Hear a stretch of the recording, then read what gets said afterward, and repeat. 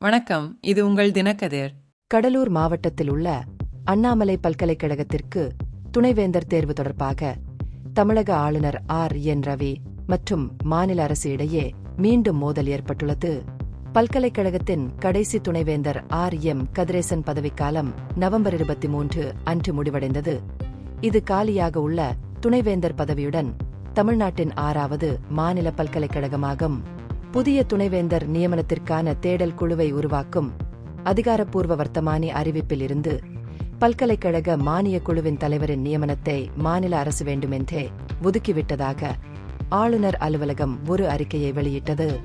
ஆளுநர் அலுவலகத்தின்படி அண்ணாமலை பல்கலைக்கழக சட்டம் மற்றும் 2018ஆம் ஆண்டின் UGC விதிமுறைகளின்படி உச்ச நீதிமன்றத்தால் உறுதி செய்யப்பட்ட தேடல் குழுவில் வேந்தர், தமிழக அரசு, பல்கலைக்கழக சிண்டிகேட் மற்றும் UGC தலைவர் ஆகியோரின் நியமனங்கள் இடம்பெற வேண்டும்.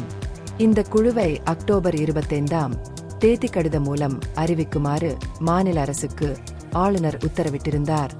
இருப்பினும் டிசம்பர் 9ஆம் தேதி அரசாங்கத்தின் அறிவிப்பானது UGC நியமனத்தை நீக்கியது. ராஜ்பவனின் விமர்சனத்தை தூண்டியது. இது உச்ச நீதிமன்ற தீர்ப்புகள் மற்றும் UGC விதிமுறைகளை மீறுவதாக கூறியது. இந்த அறிவிப்பை வாபஸ் பெற்று UGC நியமனம் உட்பட புதிய அறிவிப்பை வெளியிட வேண்டும் என்று ராஜ்பவன் மாநில அரசுக்கு அழைப்பு விடுத்துள்ளது. இந்த சர்ச்சை தமிழ்நாட்டின் உயர்கல்வி அமைப்பில் அதன் சாத்தியமான தாக்கத்தை பற்றிய கவலையை தூண்டியுள்ளது. துணைவேந்தர் பதவியில் நீடித்த வெற்றிடத்தால் பல கல்வியாளர்கள் கல்வி மற்றும் பல்கலைக்கழக நிர்வாகத்தின் தரம் குறையும் என்று அஞ்சுகின்றனர். தனிப்பட்ட கருத்து வேறுபாடுகளை ஒதுக்கி வைத்துவிட்டு மாநில அரசும் ஆளுநரும் பிரச்சனையை தீர்ப்பதற்கு முன்னுரிமை அளிக்க வேண்டும் என்று முன்னாள் துணைவேந்தர் கூறியுள்ளார். மற்ற மாநில பல்கலைக்கழகங்களுக்கான தேடல் குழுக்களில் UGC தலைவர் நியமனம் செய்யப்படுவதை மாநில அரசாங்கம் எதிர்க்கும் நிலையில் கருத்து வேறுபாடு ஒரு பரந்த சிக்கலை எடுத்துக்காட்டுகிறது.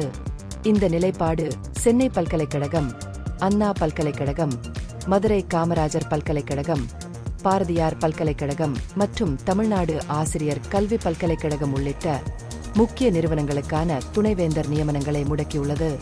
சட்டச் சவால்கள் மற்றும் குழு அறிவிப்புகளில் ஏற்படும் தாமதங்கள் செயல்முறையை மேலும் சிக்கலாக்கியுள்ளன. உதாரணமாக, சென்னை பல்கலைக்கழக வழக்கு நீதிமன்றத்தில் நிலுவையில் உள்ள நிலையில் அண்ணா பல்கலைக்கழகம் மற்றும் பாரதியார் பல்கலைக்கழகத்திற்கான தேடல் குழுக்கள் இன்னும் அமைக்கப்படவில்லை. MKU வழக்கில் சிண்டிகேட் வேட்பாளருக்கான தேர்தல் நடத்தப்பட்டது. ஆனால் அரசாங்கம் மற்றும் ஆளுநரிடமிருந்து வேட்பாளர்கள் இன்னும் காத்திருக்கிறார்கள். மாநில அரசுக்கும் ஆளுநருக்கும் இடையே நிலவி வரும் உரசல் அனைத்து மாநில பல்கலைக்கழகங்களையும் துணைவேந்தர்கள் இல்லாமல் விடுவதாக அச்சுறுத்துகிறது. இது உங்கள் தினக்கதிர். நன்றி.